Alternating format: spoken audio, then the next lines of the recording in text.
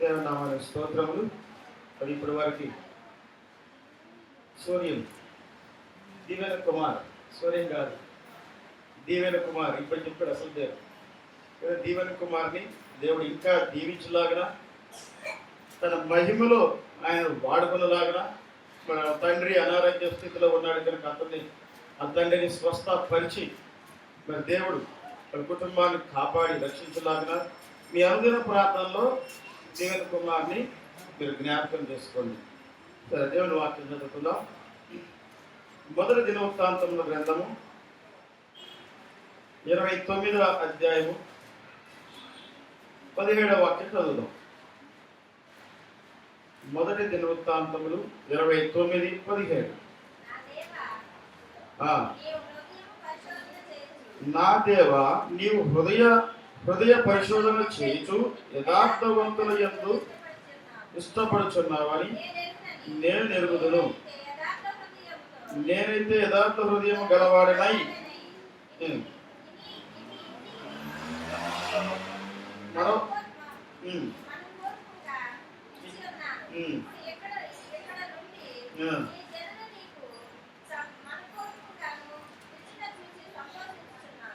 చాలు. ఇక్కడ దావీదు మరి ఇక్కడ చెప్తున్నాడేమో, నా దేవా, నీవు హృదయ పరిశోధన చేయొచ్చు యథార్థవంతుల యందు ఇష్టపడుచున్నావని నేనెరుగుదును. నేనైతే యథార్థ హృదయం గలవాడనై ఇవి అన్నీ మనపూర్వకంగా ఇచ్చి ఉన్నాను. ఇప్పుడు ఇక్కడ నుండి నీ జనులను నీకు మనపూర్వకంగా ఇచ్చుట చూచి సంతోషించుచున్నాను. ఏమంటున్నాడు ఇక్కడ దావీదు? నీవు హృదయ పరిశోధన చేయించు యథార్థవంతులు యందు ఇష్టపడుచున్నావు అని నేను ఎరుగుదును. దావీదు చెబుతున్న, దేవా, నీవు హృదయాలని పరిశోధించే దేవుడు, అలాగే యథార్థవంతులు యందు ఇష్టపడుచున్నావని నేను ఎరుగును. యథార్థవంతులని దేవుడు ఇష్టపడతాడు. దేవుడు ఎప్పుడు కూడా యథార్థంగా జీవించే వారిని, తన యందు భయభక్తులు గల వారిని, తన యందు యథార్థ హృదయం గల వారిని ఆయన ప్రేమిస్తూ ఉంటాడు. వాళ్ళకి ఇష్టడుగా ఉంటాడు. వాళ్ళంటే ఇష్టపడుతూ ఉంటాడు. కనుక అందుకనే దావీదు మరి దేవుడు దావీదుని రాజుగా ఏర్పరచుకునేటప్పుడు ప్రవక్తను పంపించినప్పుడు మరి ఆ ప్రవక్త చూడండి, మొదటి సమూయేలు గ్రంథము 16:7 చూడండి. 16:7 మొదటి సమూయేలు 16:7. అయితే యెహోవా సమూయేలుతో ఇలాగ సెలవిచ్చెను, అతని రూపమును అతని ఎత్తును లక్ష్య పెట్టకుము. మనుషులు లక్ష్య పెట్టు వాటిని యెహోవా లక్ష్య పెట్టడు. నేను అతని త్రోసివేసి ఉన్నాను. మనుషులు పై రూపం లక్ష్య పెట్టుదురు కానీ యెహోవా హృదయములను లక్ష్య పెట్టును. కనుక ఇక్కడ దావీదు ఏమంటున్నాడు? మరి 10వ వాక్యంలో, దేవా, నీవు హృదయ పరిశోధన చేయుచు యథార్థవంతులు యందు ఇష్టపడుచున్నావు అని నేను ఎరుగుదును. ఎందుకన్నాడు ఆ మాట? దావీదు గొర్రెలు కాసుకుంటూ కూడా దేవుణ్ణి ఇష్టపూర్వకంగా ఆరాధించేవాడు. దేవుణ్ణి ఇష్టపూర్వకంగా ఆయన ప్రేమించి ఆయన పాటలు పాడుతూ ఆయన స్తుతి చేస్తూ గానాలు చేస్తూ ఉండేవాడు. సితారా తీసుకొని ఆ గొర్రెలు మేపుకుంటూ మేస్తూ ఉంటే ఈయన ఒక చెట్టు కింద కూర్చొని సితారా తీసుకొని దేవుణ్ణి స్తుతిస్తూ ఉండేవాడు. కనుక దేవుడు హృదయాన్ని చూసే దేవుడు.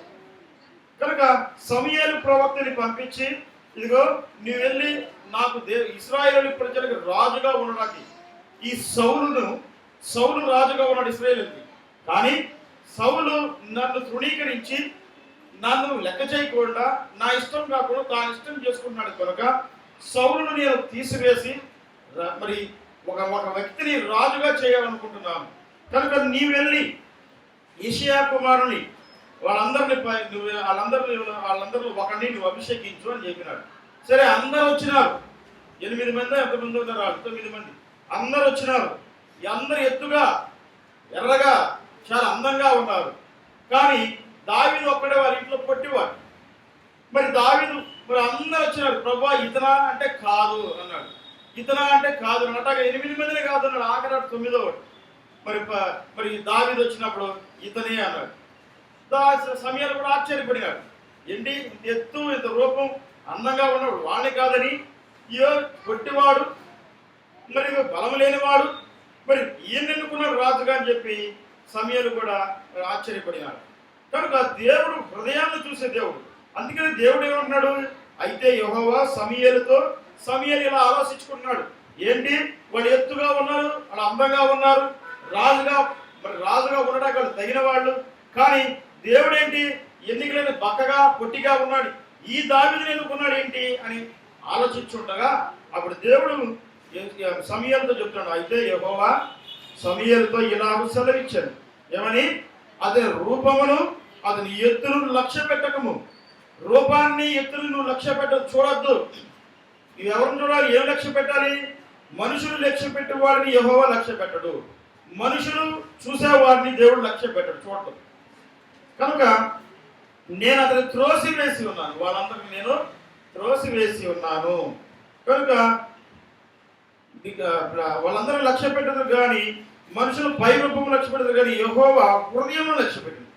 దేవుడు ఏం చేస్తాడు? హృదయాన్ని లక్ష్య పెడతాడు.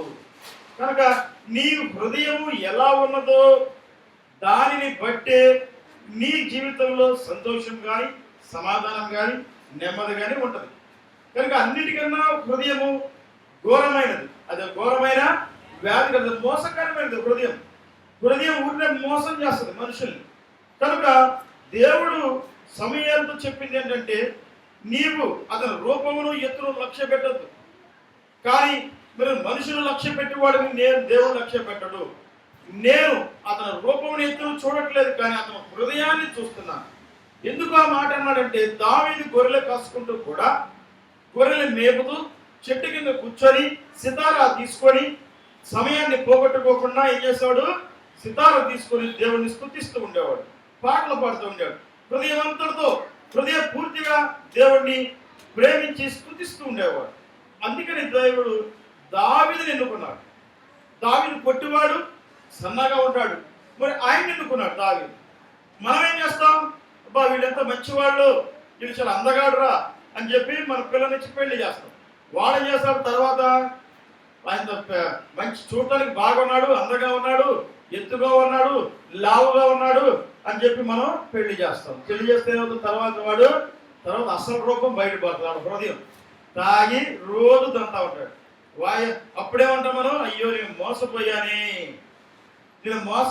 వీడేదో మంచోడు అనుకొని వీడికి ఇస్తే వీడు రోజు మా పిల్లని ఏమనుకున్నాడు? ఫుట్బాల్ ఆడుకుంటున్నాడు.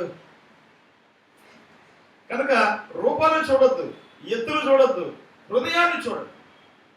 మరి దేవుడు చూసేది హృదయం.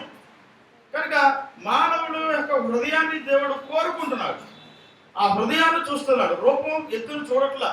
నువ్వు నల్లగా ఉన్నావో, ఎర్రగా ఉన్నావో, పొట్టిగా ఉన్నావో, సన్నగా ఉన్నావో, లేదా పళ్ళెత్తిగా ఉన్నావో, అసలు పళ్ళు లేనివాడిగా ఉన్నావో, అవి చోట్ల దేవుడు, అవి చోట్ల ఎప్పుడు కూడా మానవుడు దేవుడు చూసేది ఏంటో హృదయము. ఆయనకు కావాల్సిందే మానవ హృదయం. ఆ హృదయం కొరకే వచ్చాడు ఆయన. కనుక మరి దేవుడు యెహోవా హృదయంలో లక్ష్య పెట్టింది. అందుకనే దేవుడు దావీదు ఈ మాట అన్నాడు. ఏమనంటే, నా దేవా నీవు హృదయ పరిశోధన చేయించు, యథార్థవంతుల యందు ఇష్టపడుచున్నావని నేనెరుగుదును. అందుకని దావీదు ఆ మాట అన్నాడు. ఎందుకంటే దావీదు దేవుడు ఎన్నుకున్నాడు కనుక. యథార్థంగా జీవించినాడు దావీదు, హృదయపూర్వకంగా దేవుడిని సేవించినాడు, ఆరాధించినాడు కనుక దావీదు దేవుడు ఎన్నుకున్నాడు. అందుకని ఇప్పుడు ఏమంటున్నాడు ఇక్కడ? నేనైతే యథార్థ హృదయం గలవాడినే ఇవన్నీ మనపూర్వకంగా ఇచ్చి ఉన్నాను. హృదయపూర్వకంగా నేను మరి యథార్థ హృదయం గలవాడై యథార్థ హృదయంతో ఇష్టపూర్వకంగా, అంటే మనపూర్వకంగా, మనసు పూర్తిగా నీవు దేవుని సన్నిధికి వస్తున్నావా, దేవుని సన్నిధికి ఇస్తున్నావా? దేవుడు ఇప్పుడు దావీదు ఇక్కడ ఏమిస్తున్నాడు? ఇక్కడ మనోపూర్వక ఇవన్నీ ఇచ్చి ఉన్నాను అంటున్నాడు. ఏంటో చూడండి, మొదటి 29:3 చూడండి. 29:3 మరియు నా దేవుని మందిరము మీద నాకు కలిగి ఉన్న మక్కువ చేత నేను ఆ ప్రతిష్ఠితమైన మందిరము నిమిత్తము సంపాదించిన వస్తువులు కాక నా సొంతమైన బంగారమును వెండిని నా దేవుని మందిరము నిమిత్తము నేను ఇచ్చదను. అందుకనే అంటున్నాడు ఇక్కడ. అందుకనే ఇక్కడ ఏమంటున్నాడా, నా హృదయపూర్వకంగా నేను ఇచ్చి ఉన్నాను. దేవునికి ఇస్తున్నాడు ఇక్కడ. కనుక మరియు నా దేవుని మందిరం మీద నాకు కలిగిన మక్కువ చేత నేను ఆ ప్రతిష్ఠితమైన మందిరము నిమిత్తము సంపాదించిన వస్తువులు గాక, అంటే మందిరం కొరకు కొన్ని వస్తువులు సంపాదించినాడు. కొన్ని బంగారం, వెండి. ఆ పైన చదవండి. పైన చదివినప్పుడు రెండో వాక్యం చదివినప్పుడు ఆయన ఏమేమి సంపాదించాడో అన్నీ ఉండి అక్కడ రెండో వాక్యం చదవండి.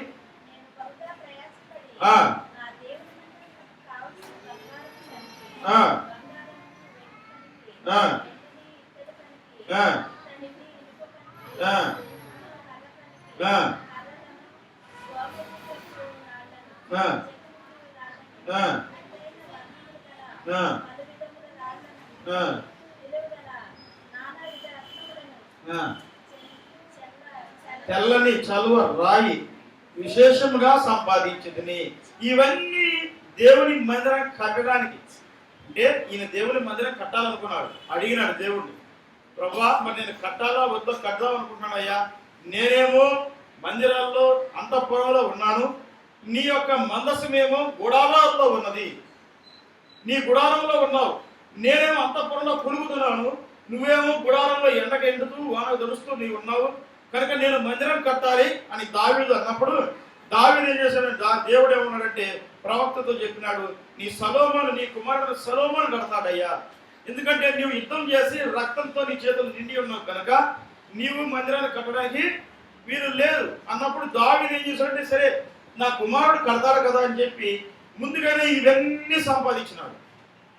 అదే కాక మరి దేవుని యొక్క మందిరానికి మక్కువ కలిగి, అంటే ఇష్టపూర్వకంగా దేవుని మందిరం అంటే ఇష్టంగా ఉండి చేత నేను ఆ ప్రతిష్ఠితమైన మందిరం నిమిత్తము సంపాదించిన వస్తువులు గాక, ఆ పైన వస్తువులన్నీ కాక తాను సంపాదించిన సొంతగా సంపాదించిన వెండి బంగారమును కూడా దేవుని మందిరం నిమిత్తము ఇష్టపూర్వకంగా మనపూర్వకంగా అంటే మనసు పూర్తిగా దేవునికి ఇచ్చినాడు. కనుక దేవుడు ఏమంటుంది, దావీదు యథార్థవంతుడు, నువ్వు ఇష్టపడే దేవుడు, యథార్థ హృదయం గల వారిని నువ్వు ఇష్టపడే దేవుడు. కనుక యథార్థ హృదయం నీలో ఉంటే దేవుడు నిన్ను ఇష్టపడతాడు. యథార్థ హృదయం నీలో ఉన్నదా? నీలో యథార్థమైన మనసు ఉన్నదా? నిజంగా దేవుని సేవించాలి, దేవుడు అంటే మక్కువ కలిగి, దేవుని మందిరం అంటే మక్కువ కలిగి నువ్వు వస్తున్నావా? ఆశతో దేవుని సన్నిధిలోకి వెళ్ళాలి, దేవుని సన్నిధిలో కూర్చోవాలి, దేవుడు నన్ను ప్రేమిస్తున్నాడు, నేను ఆయన ప్రేమించాలని ఆశతో నువ్వు దేవుని సన్నిధిలో కొంచెం కూర్చొని ఆయన ఆరాధిస్తున్నావా? కనుక మక్కువతో రావాలి. ఆయన సన్నిధిలోకి ఎలా రావాలి? ఇష్టపూర్వకంగా మనపూర్వకంగా మనస్ఫూర్తిగా నువ్వు వచ్చినప్పుడు దేవుడు నిన్ను చూస్తాడు. ఆయన యథార్థవంతులని ఇష్టపడే దేవుడు ఆయన. కనుక యథార్థంగా నువ్వు వస్తున్నావా దేవుని సన్నిధిలోకి? లేదా నీవు ఏదో రావాలి కనుక వస్తున్నావా? ఎలా వస్తున్నావు? ఎలా ఉన్నావు? నీ జీవితం ఎప్పుడైనా నిన్ను పరిశోధించుకున్నావా? కనుక దావీదు ఇక్కడ దేవుడు ఇష్టపడినాడు దావీదు. ఎందుకంటే మరి దావీదు యొక్క హృదయాన్ని చూసినాడు. మానవులమైన మనం పై రూపాన్ని చూస్తాం, మనుషుల్ని చూస్తాం, అబ్బా వీళ్ళు ఎంత మంచివాళ్ళు అని అనుకుంటాం. కానీ వాళ్ళ హృదయం నీకు తెలియదు, వాళ్ళ హృదయం ఉన్న ఘోరం తెలియదు నీకు, వాళ్ళు చేసే మోసాలు. మరి అందుకనే మానవులకు సామెత ఏంటి? లోక సామెత, నా పక్కనే ఉండి నా వెనక గోధులు తవ్వుతున్నాడండి, గోధులు తవ్వేవాడండి అంటారు. మరి లోక సామెత అది. కానీ దేవుడు అందుకనే హృదయాన్ని చూసే దేవుడు. మనుషుల రూపాన్ని లక్ష్య పెట్టే దేవుడు కాదు, మనుషుల రూపాన్ని చూసే దేవుడు కాదు, వాళ్ళు ఎత్తు లావని మరి ఎర్రగా ఉన్నారా బుర్రగా ఉన్నారా చూసే దేవుడు కాదు. దేవుడు చూసేది నీ హృదయాన్ని. కనుక నీ హృదయము సరిగ్గా ఉంటే దేవుడు నీతో సహవాసం చేస్తాడు. కనుక దేవుడితో సహవాసం చేసినప్పుడు నీవు దేవుడు కలిసి అంటుకట్టబడతావు. కనుక దేవుడు నీతో ఉంటాడు. నీవు నేను దేవుడితో అంటుకట్టబడాలి. అంటుకట్టబడాలి అని అంటే ఏం చేయాలి? ఆయనతో సహవాసం చేయాలి. లోక సామెత ఏమంటారు? లోక సామెత కూడా ఉంది కదా, వీరు వారు స్నేహం చేస్తే 6 నెలలు అయిన తర్వాత వారు వీరు వారు అవుతారంట. అలాగే నీవు దేవునితో స్నేహం చేస్తే నీవు దేవుని బిడ్డ అవుతావు. అప్పుడు దేవుడు నీవాడు అవుతాడు. కనుక మానవులమైన మనం కోరుకోవాల్సింది ఏంటంటే, దేవుడు మాకు తోడుగా ఉన్నాడా లేదా, నా హృదయం సరిగ్గా ఉన్నదా, యథార్థ హృదయంగా నేను నా హృదయాన్ని కాపాడుకుంటున్నానా లేదా అని మనం ఎప్పుడు కూడా పరిశోధించుకుంటూ ఉండాలి. మనుషుల వైపు చూడదు. దేవుడు ఎప్పుడు మనుషుల వైపు చూడాల. దేవుడు ఎప్పుడు కూడా అందుకే అన్నాడు ఇక్కడ, ఏమన్నాడు, నేను మనుషుల రూపములను ఎత్తునైనను నేను లక్ష్య పెట్టను. వాళ్ళు అనే మాటలు కానీ, వాళ్ళ రూపం కానీ, వాళ్ళ ఎత్తును కానీ లక్ష్య పెట్టే దేవుడు కాదు. నువ్వు ఎన్నన్నా అనుకో, దేవుడు పట్టించుకోడు. కానీ దానికి తగిన శిక్ష తర్వాత నీకు ఉంటది.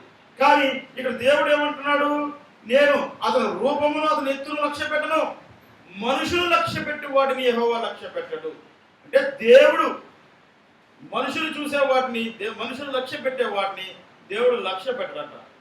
కనుక నీవు నేను మానవరం కనుక మనం ఏం చేస్తాం, వాళ్ళు మంచి వాళ్ళండి, వాళ్ళు చాలా మంచిదండి, వాళ్ళు బాగా ప్రార్థన చేసుకుంటారండి అని మనం అంటాం. కానీ వాళ్ళ హృదయం ఎలా ఉంటుందో నీకు నాకు తెలియదు. ఏదన్నా వాళ్ళు మనకి ద్రోహం చేసినప్పుడు అప్పుడు తెలిసింది, అమ్మో వీళ్ళు ఎంత మంచి వాళ్ళు అనుకున్నాను, ఎంత చెడ్డదనుకోలేదండి అని అప్పుడు అంటాం. కనుక దేవుడు ఎప్పుడు కూడా హృదయాన్ని పరిశోధిస్తాడు. మనుషుల వలె మరి మనుషులు ఎత్తును రూపాన్ని చూసి పరిశోధించినట్టుగా దేవుడు పరిశోధించాడు. ఆయన లక్ష్య పెట్టే దేవుడు కాదు, ఆయన హృదయాన్ని లక్ష్య పెట్టే దేవుడు. అందుకని దావీదు ఏమన్నాడు, నా దేవా నీవు హృదయ పరిశోధన చేయించు అని ఎప్పుడు కూడా హృదయాన్ని పరిశోధిస్తూనే ఉంటాడు. అందుకని దావీదు అన్నాడు, దేవా నా హృదయాన్ని పరిశోధించి తెలుసుకోయ్యా, నీకు ఆయాసకరమైన మార్గం నా ఎందున్నదేమో చూడు, నిత్యమైన మార్గంలో నన్ను నడిపించు. అందుకని క్రైస్తవులు అనే వాళ్ళు మనం ఎప్పుడు కూడా స్వపక్ష చేసుకుంటూ ఉండాలి. దేవునికి మనం యథార్థంగా ఉంటున్నావా, నా హృదయము దేవునికి ఇష్టడుగా ఉంటుందా, యథార్థమైన హృదయంతో నేను జీవిస్తున్నానా, యథార్థత నాలో ఉన్నదా. ఆయన నీతి న్యాయం యథార్థత గల దేవుడు. ఆయన నీతి న్యాయం యథార్థత గల దేవుడు. ఆయన నీతి ఉన్నది, న్యాయం ఉన్నది, యథార్థత ఉన్నది. కనుక మానవులైన మనల్ని కూడా ఆయన అదే కోరుకుంటున్నాడు. నేను నీతి న్యాయం యథార్థత గల దేవుడిని కనుక మీరు కూడా నీతి న్యాయం యథార్థతగా జీవించండి, మీ నుంచి నాకు ఏది అక్కర్లేదు. మరి ఇక్కడ దావీదు ఏమంటున్నాడు చూసారు, ఇక్కడ ఒకసారి 11వ వాక్యం చదవండి. 11వ వాక్యం 12వ వాక్యం చదవండి. 29:12. ఐశ్వర్యమును గొప్పతనమును నీ వలన కలుగును, నీవు సమస్తమును ఏలువాడు, బలమును పరాక్రమమును నీ దానములు హెచ్చించువాడు, అందరికీ బలము ఇచ్చేవాడు నీవే. మా దేవా మేము నీకు కృతజ్ఞతాస్తుతులు చెల్లించుచున్నాము, ప్రభావము గల నీ నామమును కొనియాడుచున్నాము. ఈ ప్రకారము మన పూర్వకంగా ఇచ్చు సామర్థ్యము మాకుండుట నేనెంత మాత్రపు వాడను. ఏమన్నాడు ఇక్కడ, జాగ్రత్తగా ఈ వాక్యాన్ని అర్థం చేసుకోండి. ఈ ప్రకారము మన పూర్వకంగా ఇచ్చు సామర్థ్యము మాకుండుటకు నేనెంత మాత్రపు వాడను, నా జనులు ఎంత మాత్రపు వారు, సమస్తమును నీ వలనే కలిగినను కదా. నీ స్వసంపదలో కొంత మేము నీకు ఇచ్చుచున్నావు, ఆయన ఇచ్చిన దాంట్లో నీవిస్తున్నావు అని ఏమంటున్నాడు. నీవు ఇచ్చిన దాంట్లోనే, నీ సంపద్యంలో, నీ స్వసంపద్యంలో నీవు మాకు ఇచ్చిన దాంట్లోనే మేము నీకు ఇచ్చుచున్నాం. మరి ఇస్తున్నావా నీవు? దేవుడు నీకు అన్ని అనుగ్రహిస్తున్నాడు. మరి వాటిలో నీవు దేవుడికి ఇస్తున్నావా? ఇష్టపూర్వకంగా మనపూర్వకంగా ఇస్తున్నావా? మరి దావీదు ఇక్కడ ఇచ్చినాడు కనుకనే దావీదును దేవుడికి బహుగా దీవించినాడు. బహుగా మరి భూలోకంలో అటువంటి అంత రాజు ఇంకెవరు ఉండడానికి కూడా చెప్పినాడు. కనుక దావీదు ఇష్టపూర్వకంగా ఇచ్చినాడు. ఏమిచ్చినాడు? దేవుని మందిరానికి సంపాదించినే కాకుండా తన సొంతంగా సంపాదించుకున్న బంగారము వెండి అవి కూడా దేవుని మందిరం నిమిత్తం మక్కువతో, దేవుడంటే ఆశతో, దేవుడంటే ప్రేమతో ఇచ్చినాడు. మరి నువ్వు దేవుడిని ప్రేమించి మక్కువతో ప్రేమతో దేవుడికి ఇస్తున్నావా? మరి నీవు ఇస్తే దేవుడిని ఆశీర్వదిస్తాడు. కనుక నీవు నేను ఇవ్వడం నేర్చుకోవాలి. కనుక దావీదు ఇక్కడ హృదయమును పరిశోధన చేయించు, యథార్థవంతులు ఎందుకు ఇష్టపడుచున్న వాడిని నేను ఎరుగుదును.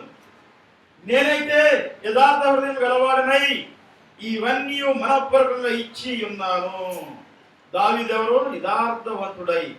యథార్థవంతుడుగా ఉండి, నేనైతే యథార్థ హృదయం గలవాడనై ఉండి ఇవన్నీ మనపూర్వకంగా ఇచ్చుచున్నాను, ఇవన్నీ నా ఇష్టపూర్వకంగా మనస్ఫూర్తిగా నేను ఇచ్చినాను ప్రభువా అంటున్నాడు. మరి నీవు మనస్ఫూర్తిగా ఇస్తున్నావా? మనస్ఫూర్తిగా దేవుని సన్నిధికి వస్తున్నావా? కష్టముగా వస్తున్నావా? ఇష్టంగా నువ్వు ఇస్తున్నావా దేవునికి? కష్టంగా ఇచ్చేవాడిని దేవుడు లక్ష్య పెట్టాడు, ఆయన నువ్వు పట్టించుకోడు. ఇష్టంగా ఇచ్చేవాడిని దేవుడు లక్ష్య పెడతాడు, అప్పుడు పట్టించుకుంటాడు. వాడు ఇష్టంగా ఇచ్చారు కనుక వారికి 100 ప్రతిఫలం దేవుడు ఇస్తాడు. కనుక మరి దేవునికి నీవు ఇచ్చినప్పుడు ఆయన నీకు ఇస్తాడు. కనుక దావీదు హృదయపూర్వకంగా మనస్ఫూర్తిగా దేవునికి ఇచ్చినాడు, దేవుని యందు యథార్థ హృదయం కలిగి జీవించినాడు. కనుక నీవు నేను యథార్థ హృదయం కలిగి జీవిస్తున్నావా? మరి దావీదు వలె యథార్థ హృదయుడుగా నువ్వు ఉన్నావా? దావీదు వలె ఇష్టపూర్వకంగా నీవు దేవుని మందిరానికి వస్తున్నావా? కనుక దేవుని చూసేది హృదయం. నీ హృదయాన్ని చూస్తున్నాడు. నీ హృదయంలో బాధ తెలుసు, వ్యాధి తెలుసు, కష్టం తెలుసు, ఇబ్బంది తెలుసు, అన్నీ తెలుసాయి. కానీ నీవు హృదయపూర్వకంగా మనస్ఫూర్తిగా ఆయన దగ్గరకు వచ్చి ఆయన అడిగితే ఆయన ఏం చేస్తాడు? ఆ బాధ నుంచి, కష్టం నుంచి, ఇబ్బంది నుంచి నిన్ను నన్ను తప్పిస్తూ ఉంటాడు. కానీ నీవు నేను హృదయపూర్వకంగా ఏదో ఆశించి దేవుని సన్నిధికి వస్తున్నావు. ఏం ఆశిస్తూ వస్తున్నావు? దీవెనలా ఇస్తాడు. మరి ఎన్ని దీవెనలు కావాలి ఇస్తాడు. ఆస్తిపరులు కావాలా నువ్వు ఇస్తాడు. కానీ మరి యథార్థ హృదయంతో నువ్వు ఆయన సేవించగలుగుతావా? నీకు దేవుడు ఆస్తి ఇస్తాడు, అంతస్తు ఇస్తాడు, అన్నీ ఇస్తాడు నీకు. కానీ యథార్థ హృదయంతో నువ్వు ఆయన సేవించగలుగుతావా? కనుక దేవుడు ఎవరికి ఎంత ఇవ్వాలో అంతే ఇస్తాడు, ఎవరికి ఎంత సహాయం చేయాలో అంతే సహాయం చేస్తాడు, ఏ క్షణంలో ఎంత సహాయం కావాలో అంతే చేస్తాడు. అడిగితే ఇస్తాడు. కానీ నువ్వేం చేస్తావు? దేవునికి యథార్థ హృదయం ఉండలేదు. నీవు నేనేం చేస్తావు?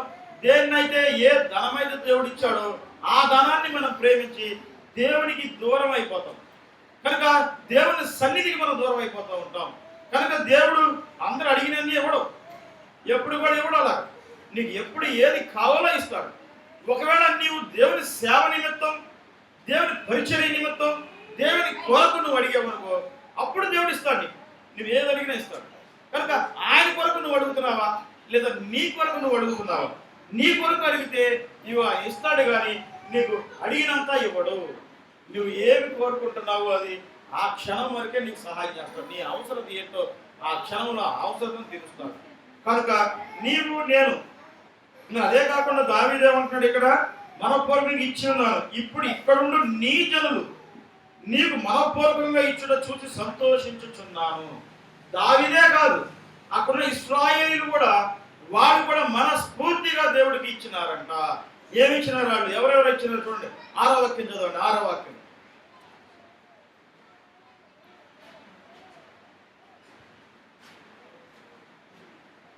6వ వాక్యం చదవండి. అప్పుడు పితరుల ఇండ్లకు అధిపతులను, ఇశ్రాయేలుల గోత్రపు అధిపతులను, సహస్రాధిపతులను, శతాధిపతులను, రాజు పని మీద నియమింపబడిన అధిపతులను కలిసి మనపూర్వకంగా, ఎలాగంట? మనపూర్వకంగా అంటే మనస్సు పూర్తిగా దేవుని మందిరపు పనికి 10,000 మణుగుల బంగారమును, 20,000 మణుగుల బంగారపు ద్రావణులను, 20,000 మణుగుల వెండిని, 35,000 మణుగుల ఇత్తడిని, 2 లక్షల మణుగుల ఇనుమును ఇచ్చిరి. తర్వాత తమ యొక్క రత్నములు ఉన్నవారు వాటిని తెచ్చి యెహోవా మందిరపు బొక్కసము మీదనున్న గొరేషనీయుడైన యెషీయేలునకు ఇచ్చిరి. వారు పూర్ణ మనసుతో యెహోవాకి ఇచ్చి ఉండిరి కనుక వారు అలాగా మనపూర్వకంగా ఇచ్చినందుకు జనులు సంతోషపడిరి. ఏమిచ్చారు వాళ్ళు? నువ్వు ఇస్తావా? 2 లక్షల మణుగులు బంగారం ఇచ్చారు, ఇక్కడ వెండి ఇచ్చారు. 1 గ్రాము బంగారం. ఒక సేవకుడు చెప్పాడంట, ఒక ఆమె బాగా బంగారం ఎంత తీసుకొచ్చిందంట, నగలన్నీ వేసుకొచ్చిందన్నమాట. పట్టు చీర కట్టుకొని మొత్తం నగలు మొత్తం వడ్డానంతో సహా వేసుకొని మందిరానికి వచ్చి కూర్చుందంట. ఆమె ఏంటంటే అప్పుడు కొత్తగా వచ్చింది, మారింది.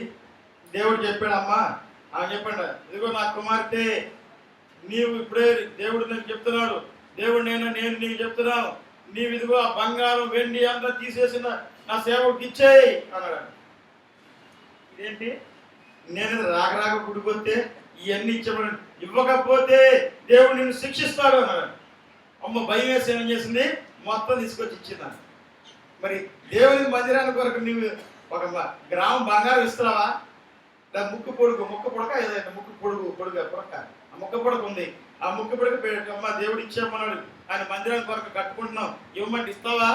అమ్మో ఎలా చెప్పావు కాదు, నీ గుడొద్దు నీ పడొద్దు. నాకు ఏమంటారు, నీ గుడొద్దు నీ పడొద్దు, నేను వేరే దానికి పోతానయ్యా.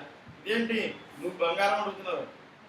చాలా మంది అలాగా, చాలా సంఘాల్లో మరి అలాగ చాలా మంది చెప్పారు, నాకు చాలా మంది చెప్పారు, చాలా సేవకులు కూడా చెప్పారు. కనుక మరి దేవుడు అది నీ మనస్ఫూర్తిగా నీ ఇష్టపూర్వకంగా నీవు ఇవ్వాలి.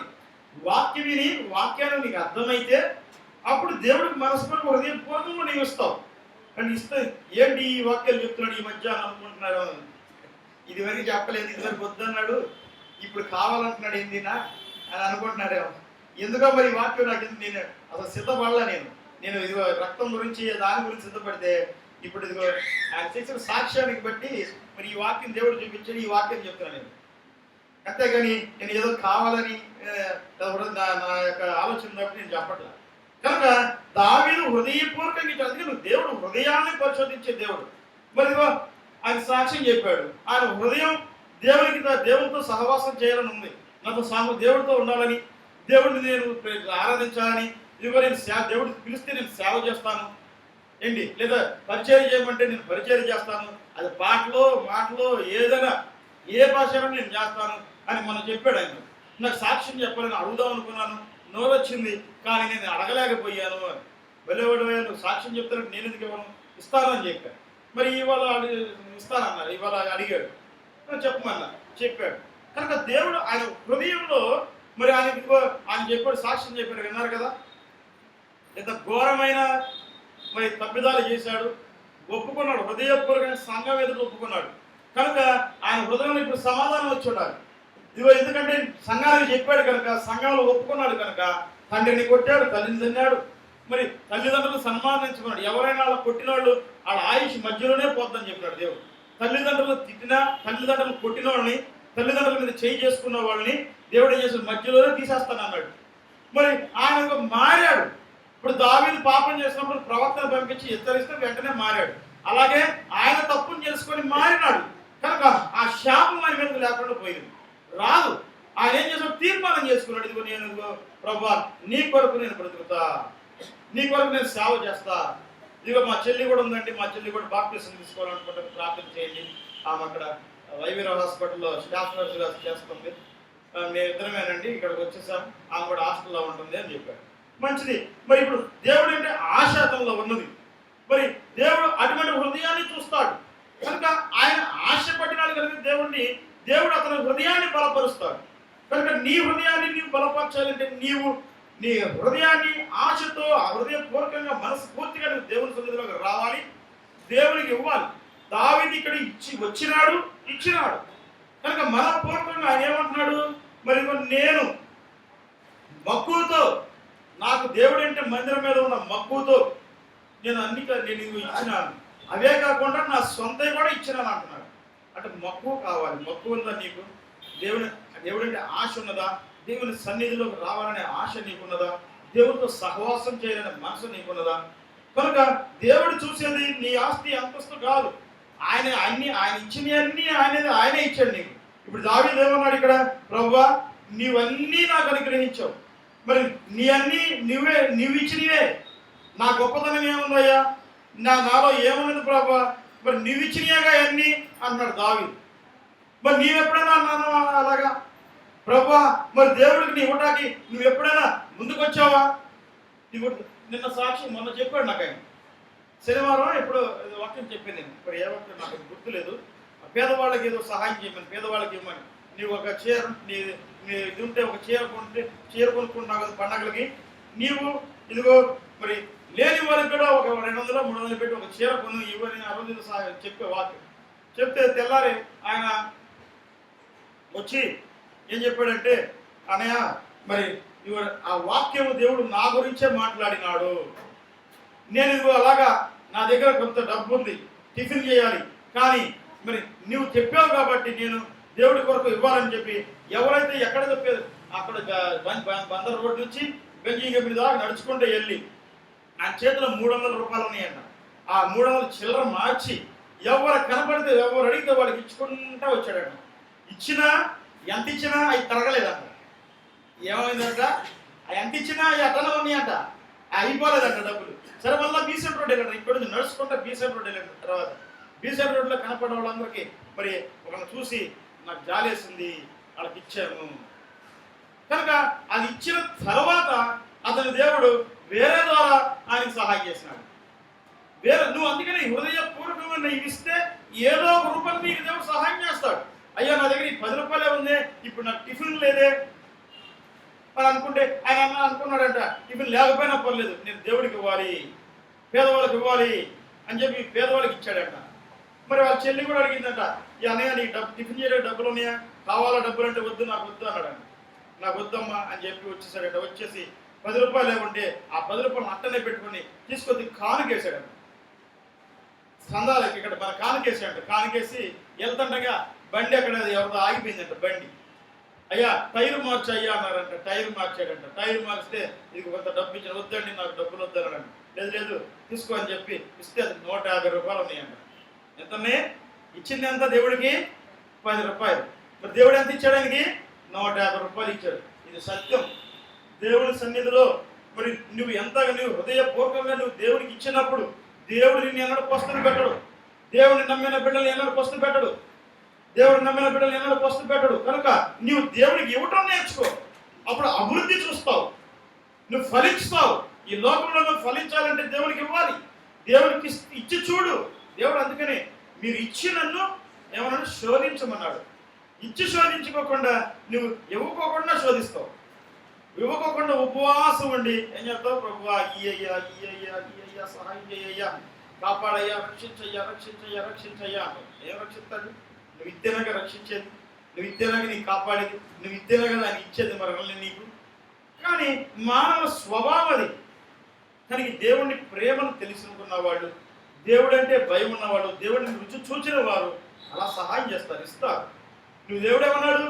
నువ్వు నా పేరుట ఎవరు అడిగినా వాడికి ఇస్తే నువ్వు వాళ్ళకి ఇచ్చింది నాకు ఇచ్చినట్టే అన్నాడు దేవుడు. కనుక నువ్వు ఎవరైతే నువ్వు రోడ్డు మీద వెళ్తున్నావు, నేను ఎవరైనా అడిగితే వాళ్ళకి ఇవ్వటం నేర్చుకో. ఇవ్వు. నీ దగ్గర రూపాయే ఉంది, అమ్మ ఈ 2 రూపాయలు నేను టీకి ఉంచుకున్నాను, మరి ఎట్లాగా టీకి ఇచ్చేస్తే సరేలే దేవుడు చూసుకుంటాను ఇచ్చే. ఎవరో ఒకరు నా టీ కొట్టి దగ్గర నిలబడు, ఏమయ్యా దాసు బాగున్నావు టీ తాగుదా అన్నాడు. ఆ టీ ఇప్పిద్దాడు. నువ్వు ఎంత ఇచ్చావు? 2 రూపాయలు ఇచ్చావు, 5 రూపాయలు టీ ఇప్పిస్తాయి. కనుక ఇవ్వటం నేర్చుకోండి. ఇవ్వాలి, దేవుడికి ఇవ్వాలి, ఇచ్చి అన్నాడు కాదు. కనుక నువ్వు అడగకముందే ఆయన ఇస్తాడు. అందుకని దావీదే అన్నాడు, ప్రభా ఇవన్నీ నువ్వు ఇచ్చినవే కదయ్యా, నువ్వు ఇచ్చిన అవన్నీ నువ్వు నాకు ఇచ్చినవే కదయ్యా అంటున్నాడు. అందుకని మా దేవా మేము నీకు కృతజ్ఞతాస్తుతులు చెల్లించుతున్నాము, ప్రభావము గల నీ నామమును కొనియాడుతున్నాం. కనుక దేవుని యొక్క నామాన్ని నీవు నేను కొనియాడాలి. మరి కొనియాడుతున్నావా? ఆయన ఇదిగో హృదయపూర్వకంగా నువ్వు సేవించుతున్నావా? హృదయపూర్వకంగా ఆయన సన్నిధిలోకి వస్తున్నావా? హృదయపూర్వకంగా నీవు ఆయన ఇచ్చుచున్నావా? అది కావాలి దేవుడికి. ఇవ్వాలి, దేవుని హృదయపూర్వకంగా రావాలి, ఆయనకి ఇవ్వాలి. అది దేవుడు సన్నిధిలో నీకు కావాల్సిన ఆనందం, నీకు కావాల్సిన సంతోషం, నీకు కావాల్సిన ఆశీర్వాదాలు కావాలంటే నీవు నేను దేవుడికి ఇవ్వాలి. కనుక దేవుడు హృదయంలో పరిశోధించు యథార్థవంతుడు ఎడల ఆయన ఏమన్నాడంట?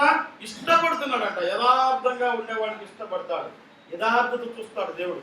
కనుక నీలో యథార్థత ఉందా లేదా అది చూస్తున్నాడు దేవుడు. కనుక నీవు ఆయనకి ఇవ్వకపోయినా నువ్వు యథార్థంగా జీవిస్తే చాలు. నీవు ఆయనకి ఏమి ఇవ్వకపోయినా నీతిగా న్యాయంగా యథార్థంగా నువ్వు జీవిస్తే చాలు. ఆయన నీవు అడగక ముందే అన్ని ఇచ్చే దేవుడు ఆయన. కనుక నీ పరిస్థితి తెలుసు, నీ స్థితి ఆయన తెలుసు, నువ్వు ఎందు నిమిత్తం ఇవ్వలేకపోతున్నావో కూడా తెలుసు ఆయన. కానీ మరి నేను మరి ఇచ్చినప్పుడు దేవుడు ఇదిగో అధికంగా మనల్ని ఆశీర్వదిస్తాడు. నేను కూడా కొంతకాలం సమయంలో ఇచ్చేవాడు కాదు, దాచిపెట్టేవాడిని. ఏం చేసేవాడు అంటే దశంభాగం తీసి దాచిపెట్టేవాడు. తర్వాత ఇద్దాంలే, ఒకేసారి కలిసి ఇద్దాంలే అని చెప్పి వాడు పెట్టేవాడు. ఆ నెల డబ్బులు అయిపోయి జీతం అయిపోయింది, కావాలి డబ్బులు లేవు, ఏం చేయాలి? ప్రభువా ఏమనుకో మాకయ్యా, అని చెప్పి మనందరం 1000 రూపాయలు తీసి వాడుకునేవాడు. ప్రభా మళ్ళా చెప్తున్నా అది ఏమనుకో మాకు ఆయన ఇంకో 1000 తీసుకుని వాడుకునేవాడు. అట్లాగా నేను ఉన్నంత కాలము దేవుడి దగ్గర నన్ను అప్పులోనే ఉంచాడు. అప్పులు పాలైపోయాను. అప్పుడు అప్పులుగారు ఉండేవి. దాస్ గారు కూడా అడిగా, అయ్యా వడ్డీకి నాకు డబ్బులు ఇప్పించా దాసు అన్న కొత్తలో. నాకే లేదన్నా, నేనే చూస్తున్నానన్నా, ఎదుగుతున్నానన్నా అన్నాడు. ఆయన ఏమన్నాడు, నాకే లేదన్నా, నేను కూడా ఎదుగుతున్నాను, మాకు చెప్పాను, ఆయన చెప్పు నోటి అడిగాడు అని ఇస్తానన్నా, ఆయన ఇస్తానని నేను చూస్తున్నానన్నా, నువ్వేంటే నన్ను అడుగుతున్నావు అన్నాడు ఆయన. ఇది సరేలే అని చెప్పి ఇక నేను ఏం చేశా, ఈ ప్రార్థన చేసి మొదలుపెట్టాను. కనుక ఎప్పుడైతే నేను దేవుడికి ఇవ్వటం, దేవుని కొరకు ఖర్చు పెట్టడం మొదలుపెట్టినానో అప్పుడు దేవుడు నాకు సమృద్ధినిచ్చినాడు. కనుక నేను ఇవ్వటం నేర్చుకున్నప్పుడు, అంటే ఇది వాకి సందర్భం వచ్చింది కాబట్టి చెప్తున్నాను, కానీ మీరేదో నాకు ఇవ్వమని లేదా నేనేదో మీ డబ్బులతో లక్షాధికారిని అయిపోవాలని కోరుకోవట్లేదు. కానీ ఈ వాక్యం సందర్భం వచ్చింది కాబట్టి చెప్తున్నా.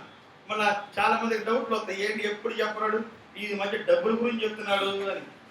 మన అలాగా అది తప్పుడుగా అనుకోమాకండి. వాక్యం ఇక్కడ దావీదు ఇచ్చినాడు. యథార్థ హృదయం అంటే యథార్థ హృదయం గల వారిని ఎలా జీవిస్తాడు, యథార్థ హృదయంతో దేవుడికి ఏం చేశాడు, అది నేను చెప్తున్నాను. ఆ విషయం మీద చెప్తున్నాను. కనుక డబ్బుల కోసం కాదు. మరి ఈరోజు మొదటి ఆదివారం మన బల్ల భోజనాలు అనుకున్నాం. కానీ ఈ యాక్చువల్గా ఇవాళ గుడి స్థాపించి 2008లో స్థాపించాం. 7 అని రాసిన అక్కడ 7 గుడి 8 అనుకుంటుంది. 2008 సెప్టెంబర్ 7వ తారీఖున మన గుడి ప్రతిష్ట రోజు. ఈరోజు అసలు ఘనంగా చేయాలి, కానీ మరి అది నేను మర్చిపోయాను ఆ విషయం. కానీ సాయంత్రం చేయాలని అనుకుంటున్నాను. మరి సాయంత్రం అందరం కలిసి మనం అందరం మన సంఘాలు అందరం కలిసి భోజనాలు చేసుకోవాలని అనుకుంటున్నాను.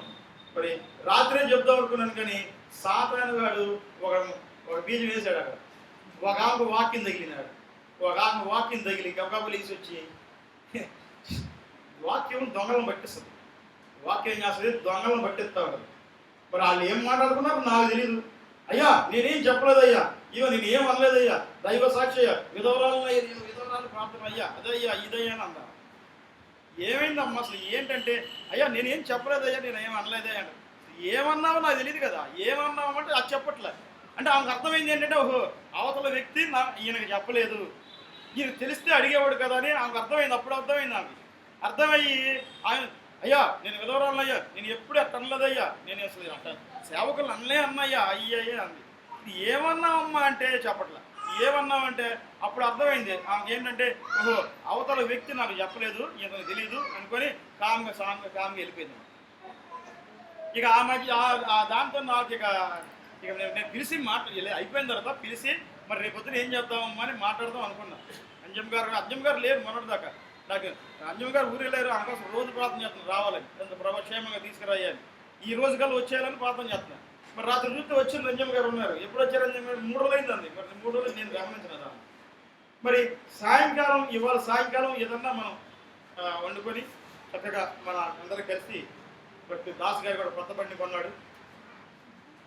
నువ్వేమి పెట్టక్కర్లేదు చెప్తున్నాను ఏంటి. దాస్ గారు కూడా కొత్త బండి కొనుక్కున్నాడు. చక్కగా ఆ బండిని రోజు రాత్రి వర్షం వస్తుందని రాత్రి అంతా కుడుతూనే ఉన్నాడట. కొత్తది కాబట్టి రాత్రి అంతా ఎక్కడ తడుస్తుందంట, అది పాప కుడుతూనే ఉన్నాడట. ఎప్పుడో మధ్యరాత్రి వెళ్ళి పడుతున్నాడట పాప. కనుక దాస్ గారు కూడా బండి కొన్న నిమిత్తం మనం కూడా ఈ గుడి ప్రతిష్ట మనకి 7 సంవత్సరాలు అయిపోయి 8వ సంవత్సరం ఉంటుంది. మరి కనుక ఈరోజు సాయంకాలం మరి 4 గంటలకల్లా 3 గంటలకల్లా వస్తే మనం ఇక్కడ వండుకుందాం సరదాగా. ఇప్పుడు ఇక్కడ ఒక సమస్య వచ్చింది. ఏ సమస్య అంటే, మరి ఉదయకాలం వాళ్ళు ఉన్నారు, మనమేంటి మధ్యాహ్నం వచ్చి మన బలలో పాల్గొని ఎవరైతే బలలో ఉంటారో వాళ్ళు మనం భోజనాలు చేసుకుందామని మనం అనుకున్నాం. కానీ ఉదయకాలం ఆరాధనలు ఉన్నారు, వాళ్ళు కలగొడ గంప, వాళ్ళు అన్ని గుళ్ళకి వెళ్ళేవాళ్ళు, అందరూ వచ్చేవాళ్ళందరూ ఏదో గుడికి వెళ్ళేవాళ్ళు, మన మందిరానికి వచ్చేవాళ్ళు కాదు. మరి ఇప్పుడు అలా చేస్తే వాళ్ళు కూడా బాధపడతారు. మా నాన్నగారు అన్నాడు శనివారం సెకండ్ సాటర్డే చేసుకుందాం అంటున్నాడు. మరి ఎందుకన్నాడో మరి నాకు తెలియదు అన్నమాట. ఎందుకన్నా నీకు చెప్పలేదా? సెకండ్ సాటర్డే చేసుకుందాం. సెకండ్ సాటర్డే కాదు, ఇవాళ నాకు రాత్రి గుర్తొచ్చింది. రాత్రి ఇంటికి వెళ్ళిన తర్వాత అరే ఇవాళ సెప్టెంబర్ 7 కదా, ఆ రోజున మరి అందరు సేవకుల్ని పిలిపించి చాలా గ్రాండ్గా చేసాం. 2 సార్లు చేసినట్టు ఉన్న తర్వాత చేయలే, తర్వాత మర్చిపోయాం మనం. ఈ విషయం. కనుక ఇవాళ ఈరోజు మరి మీరందరూ కలిసి ఈరోజు చెప్తున్నారుగా ఏంటి ఇవన్నీ ఆ మూటలో పోస్తున్నాం అక్కడ. ఆ సమలత రోజు ఆ మూటలో పోతుంది. ఆ మూటలో ఎంతనో తెలియదు. మరి కనీసం కొంతమందికి ఇక్కడ మన ఉన్న వాళ్ళకి మన కుటుంబాలు ప్లస్ బయట ఇప్పుడు మరి ఉదయకాలంలో వచ్చేవాళ్ళు కూడా ఉన్నారు కాబట్టి వాళ్ళు కూడా కొంతమంది అందరం కలిసి సాయంకాలం చేసుకుందామని ఆలోచనలో ఉన్నారు. అందుకే నేను రాత్రి చెప్దాం అనుకున్న రాత్రి ఎవరికల్లా అట్లా వెళ్ళిపోయారు. కనుక మరి ఈ అటువంటి సాతానుగాడు మరి ఏదో ఒకటి చెప్తే లేపుతూనే ఉంటాడు సంఘాల్లో. అవన్నీ పట్టించుకోమాకండి, హృదయాల్లో పెట్టుకోమాకండి. నన్ను ఎవరు ఏమన్నా నాకు అనవసరం, నేను పట్టించుకోను. నాకు కావాల్సింది నా దేవుడు.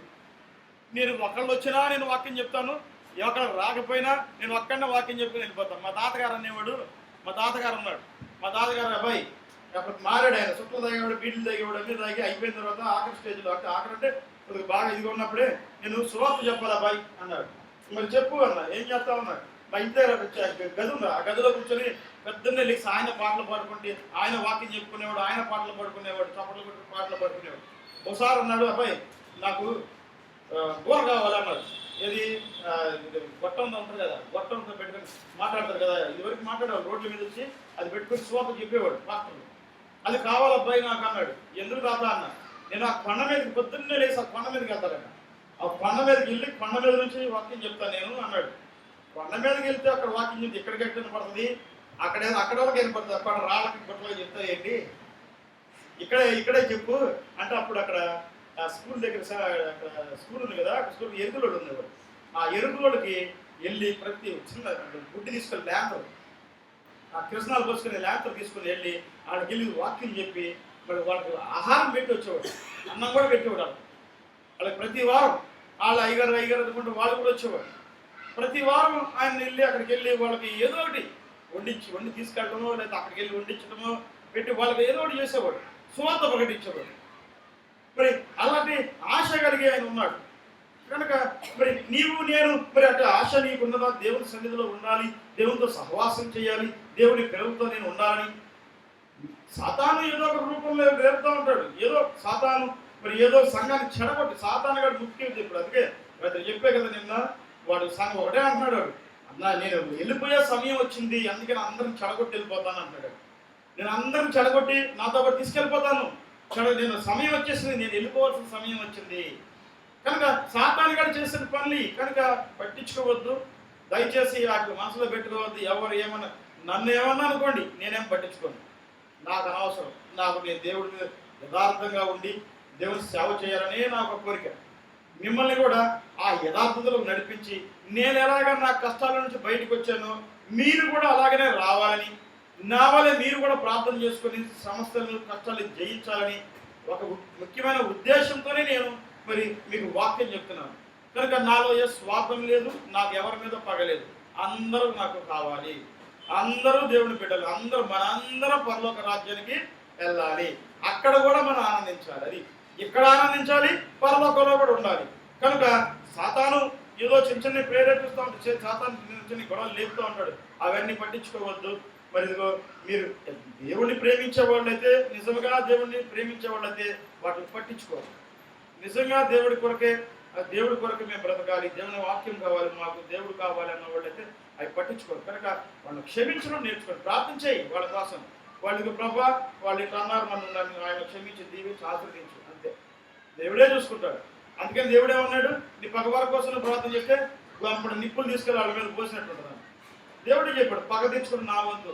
కనుక నువ్వు అన్నావో లేదో నాకు తెలీదు, అక్కడ ఏం జరిగిందో నాకు తెలీదు. ఆమె చెప్పట్లు, అయ్యా నేను ఎదవరాలు, నేనేం అనలేదయ్యా, నాకు తెలీదు అయ్యా, నన్ను క్షమించయ్యా. ఒకవేళ అంటే నన్ను క్షమించయ్యా, నీకు మనసు కష్టమైతే నన్ను క్షమించయ్యా, నేను ఏం అనలేదయ్యా, ఆమె ఎందుకు చెప్పిందో నాకు తెలియదండి. ఎవరన్నా చెప్పింది అని అంటే అప్పుడు ఇది తెలియదు అనుకొని ఆమె వెళ్ళిపోయింది. ఇవి అట్లాగా సాతాను మనం ఇదిగో చేస్తూ ఉంటాడు. కనుక అవి పట్టించుకోవద్దు. సాయంకాలం, ఈరోజు సాయంకాలం మరి మీరు వస్తే అర్జున్ గారు, ఎస్తేరు, సుమలత, మరి ఇంకా రాగలిగిన వాళ్ళు ఇంకెవరైనా వచ్చి మరి మనం పిలుద్దాం, రాను కూడా పిలుద్దాం. వాళ్ళు పేరు చెప్పలేదు, అరుణ మరి నా పేరు చెప్పలేదని వెళ్ళిపోతారు. అరుణ అండి, ఇంకెవరున్నారు ఇంక మనవాళ్ళు చక్కగా అందరం కలిసి ప్రేమ విందు చేసుకొని మధ్యాహ్నం పూట అంటే మరి మీరు పొద్దున్నే వచ్చి చేయాలి. పొద్దున్నే వచ్చి చేస్తే 10 కల్లా ఇక్కడ అయిపోతే మనం వాక్యం స్టార్ట్ చేసుకొని 12:30 కల్లా అయిపోతే 1 గంటకు అయిపోయిన తర్వాత అందరం కలిసి స్కూల్కి కూర్చోనంటే అది కొద్దిగా కష్టం. కనుక సాయంకాలం అయితే మంచిదని నేను ఆ ఉద్దేశంతో సాయంకాలం అంటున్నాను. అందులో ఇవాళ ప్రత్యేకమైన మన గుడి కూడా ప్రతిష్ఠితున్న రోజు కాబట్టి మరి ఈ రోజు సాయంకాలం చేద్దామని ఆలోచిస్తున్నా. కనుక దానికి కోఆపరేట్ చేయండి. మీరు కూడా మీ సహకారం నాకు అందించండి. సహకారం అంటే డబ్బులు కాదు, వచ్చి మీ అంత పని మీ పని మీరు చేయండి, సహకరించండి. దాస్ గారు కూడా బండి కొన్నాడు కనుక దాస్ గారు కూడా నాకు సహకారం కావాలి. అవి తీసుకురావడానికి దాస్ గారు కూడా ఉండాలి. అంటా పెట్రోల్కి డబ్బులు ఇస్తాలే కావాలి, పెట్రోల్ డబ్బులు ఇస్తానయ్యా, దేవుడు సేవ కదా. కనుక నీవు నేను యథార్థ హృదయంతో దేవుడిని ఆరాధించినప్పుడు యథార్థవంతులు ఉంటే దేవుడికి ఇష్టం. కనుక మరి యథార్థత నీలో ఉన్నదా లేదో నేను నువ్వు పరిశోధించుకో. మరి మరి ఇప్పుడు వరకు వాక్యం ఉన్న నీవు మరి యథార్థ హృదయం దేవుడు నీలో ఉందా, యథార్థమైన మనసు నీలో ఉందా లేదా నిన్ను పరిశోధించుకో. కనుక ప్రార్థన చేసుకుందాం కొంచెంసేపు. మరి బలలో మనం పాల్గొంటున్నాక దేవుడి యొక్క రక్తము ఆయన శరీరాన్ని నీవు తీసుకున్నాం కనుక 1 నిమిషం, 2 నిమిషాలు 5 నిమిషాలు మీరు ప్రార్థన చేసుకుందాం. మనం ప్రార్థన చేసుకొని ఎవరి మీద నాకు కష్టం ఉన్నా దాన్ని ఇప్పుడే ప్రార్థన చేసుకొని ఆ కష్ట ప్రభావ మనం క్షమించు, దీవించు, ఆశీర్వదించు అని ప్రార్థన చేసి మరి మనం బలలో పాల్గొన్నప్పుడు దేవుడు ఇదిగో మనకి సహాయం చేస్తాడు, మన హృదయంలో సంతోషిస్తాడు, నెమ్మదినిస్తాడు. కనుక మనం ప్రార్థన చేసుకుందాం. కొంచెంసేపు ప్రార్థన చేయండి. మీకు ఎవరి మీద కోపం ఉన్నా, ఆయాసం ఉన్నా, దుఃఖం మరి మీకు ఏదన్నా కష్టం ఉన్నా మరి దేవుడిని వేడుకో, ఆయన సహాయం చేస్తాడు. ఆయన నిన్ను త్రోసివేసే దేవుడు, యథార్థవంతులను ప్రేమించే దేవుడు, యథార్థవంతులను చూసే దేవుడు. కనుక మరి నీవు నేను యథార్థంగా ఉన్నావా లేదా, యథార్థంగా నీవు జీవిస్తున్నావా లేదా అని దేవుడు నన్ను పరిశోధిస్తున్నాడు. కనుక మరి దేవుడు యథార్థవంతుల్ని కోరుకుంటున్నాడు. యథార్థమైన హృదయం, యథార్థమైన మనసు నీలో ఉన్నదా లేదా నిన్ను పరిశోధించుకో. కోపమున్నా, ఎవరి మీద ఆయాసం ఉన్నా ఒప్పుకో. ప్రభావాలను క్షమించయ్యాలి, దీవించంటే దేవుడు మొట్టమొదట మనము దీవిస్తాడు, మనము క్షమిస్తాడు. కనుక నీవు నేను మన హృదయాన్ని సరి చేసుకున్నాం. ఎప్పుడు కూడా మనం సరి చేసుకోవడమే. ఇతరులతో సమాధానంగా ఉండడం, నిన్ను వలేనే పొరుగు వారిని ప్రేమించమన్నాడు దేవుడు. మన శత్రువుల కొరకు ప్రార్థన చేయటం, మన శత్రువులు ఆకలి కొని ఉంటే ఆహారం పెట్టడం, మన శత్రువులు దాహం కొని ఉంటే వాళ్ళకి దాహం ఇవ్వటం, ఇవే దేవుడు కోరుకునేది నీలో నుంచి. దేవుడు నీ ఆస్తి అంతస్తు కోరుకోవట్లేదు, ఎందుకంటే అవన్నీ దేవుడు ఇచ్చినయే. ఆయన ఇచ్చినవి మరలా నువ్వు ఆయనకి ఇచ్చిన ఆయనకి ఇవ్వడానికి కూడా నీవు మనసు రావట్లేదు. ఆయన ఇచ్చిన దాంట్లో కొంత భాగం ఆయనకి ఇవ్వడానికి కూడా నీకు హృదయం రావట్లేదు. ఎలా నువ్వు దేవుడిని తీస్తావు? అందుకనే నిన్ను పరీక్షించడానికే దేవుడు నీకు ఇస్తున్నాడు. నేను ఇచ్చిన దాంట్లో నాకు ఎంత ఇస్తారు వీళ్ళని దేవుడు చూస్తున్నాడు. మరి ఇస్తున్నావా? కనుక ఇది ఎప్పుడైనా పరిశోధించుకో. దేవుడు యథార్థవంతుల్ని ప్రేమిస్తున్నాడు, యథార్థవంతులు చూస్తున్నాడు ఆయన. కనుక ప్రార్థన చేసుకుందాం. ప్రభువా మీకు వందనాలు, మీ పాదాలకు వందనాలు నాయన. ఇప్పటి వరకు నాయన మరి ఒక మంచి సాక్ష్యం మేము విన్నాం. అదేవిధంగా వాక్యాన్ని ప్రభా మేము విన్నాం. ప్రభా యథార్థంగా ప్రభా దావీదు ఇదిగో ప్రభా యథార్థవంతుని దావీదు ఎంత యథార్థంగా ఉన్నాడు. అందుకనే దావీదుని మీరు ప్రేమించి ఏర్పరచుకున్నారు నాయన. ఎన్నుకున్నారు ప్రభా. మీ అందు యథార్థ గల వారిని మీరు ఎన్నుకునే దేవుడు, మీరు ప్రేమించే దేవుడు ప్రభా. తండ్రి మా హృదయాన్ని పరిశోధించి ఒకవేళ మా హృదయంలో మీకు వ్యతిరేకంగా ఏది ఉన్నా కూడా ఈ క్షణమే వాటిని తొలగించి యథార్థమైన హృదయంతో, యథార్థమైన మనసుతో, మక్కువతో మిమ్మల్ని ఆరాధించే మనసును మా అందరికి దాయిచ్చేయండి. యేసయ్యా మీకు వందనాలు. ప్రతి బిడ్డతో మీరు మాట్లాడి మీరు దర్శించి వాళ్ళ హృదయాన్ని సరిచేసి ఇదిగో ప్రభా ఇప్పుడు మేము తీసుకోబోతున్నా మీ రక్తమును, మీ శరీరమును ప్రభా మేము తీసుకుంటుండగా తోడుగుని సహాయం చేయమని మా ప్రభువును ప్రియ రక్షకుడు యేసుక్రీస్తు నామమున మీకు వినింత బ్రతిమాలి ప్రార్థించి అడిగి వేడుకుంటున్నాం తండ్రి. ఆమేన్.